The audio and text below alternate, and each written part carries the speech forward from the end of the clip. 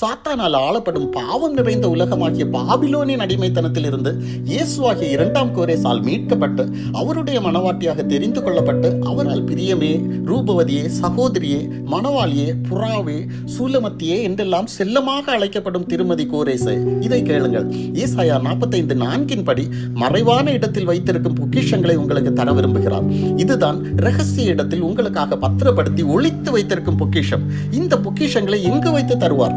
அவருடைய ரூபவதியாகிய நம் ஆத்மநேசராகிய அவரை தினமும் ரகசியமாக சந்திக்கும் மறைவிடத்தில் வைத்துதான் தருவார். கிராமங்களில் காதலிக்கும் பெண்கள் காதலனை சந்திக்க ஊருக்கு வெளியே ஆள் சந்தடி இல்லாத ஒரு ரகசிய இடத்தை குறித்து வைத்திருப்பார்கள். அந்த ஒளிப்பிடம் அவர்களுக்கு மட்டுமே தெரிந்த ஒரு மறைவான இடம். அங்கிருந்து தனிமையில் பேசி கட்டிப்பிடித்து முத்தம் கொடுத்து நேசத்தை பரிமாறி உறவின் ஆழத்திற்குள் செல்வார்கள். இத்தகைய ஒரு உறவை தான் நம் ஆத்மநேசரும் அவருடைய சூலாமத்தியாகிய நம்மிடம் எதிர்பார்க்கிறார்.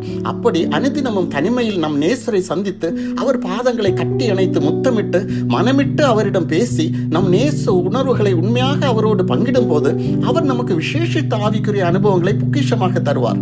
அவரின் உறவில் நம்மை களிகூற செய்வார். அவரும் நம் நேசத்தில் மகிழ்ந்திருப்பார். அவர் ஆவிக்குரிய ரகசியங்களாகிய மறைவான மன்னாவை பொக்கிஷமாக நமக்கு புசிக்க தருவார்.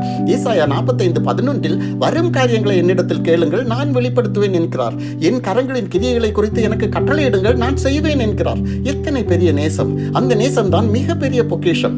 அவருடைய நேசத்தில் சோகமானேன் என்று சொல்லப்படும் அனுபவங்களுக்குள் எப்போதாவது சென்றிருக்கிறீர்களா? சரி, அவரை எங்கு வைத்துதான் சந்திக்கிறீர்கள்? வீதிகளிலும் மக்கள் நெருக்கம் அதிகமாக உள்ள சந்தைகளிலும் சந்தித்து பேசுவதோடு நிறுத்தி விடுகிறீர்களா? இல்லை, தனிமையிலும் ஒளிப்பிடத்திலும் அவரை சந்திக்கிறீர்களா? மக்கள் சந்தடி இல்லாமல் தனிமையில் அவரோடு உறவாட ஏற்ற நேரம் அதிகாலை 3 மணி முதல் 5 மணி வரை. இந்த நேரத்தில் மறைவிடத்திற்கு செல்லுங்கள்.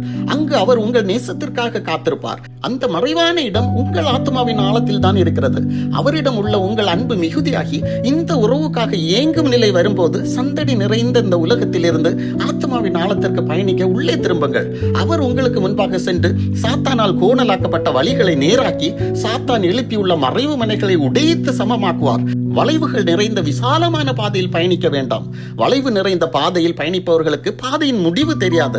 ஆனால் பயணம் இனிதாக தான் இருக்கும். முடிவில் நரகத்தில் சென்று சேரும். எனவேதான் தேவன் கோணலானவைகளை நேராக்கி புதிய வழியை உங்களுக்கு ஏற்படுத்தி இருக்கிறார். அவருடைய வழிகள் குறுகலான கரடு முரடான பாதையானாலும் அது வளைவுகளற்ற நேர்வழி.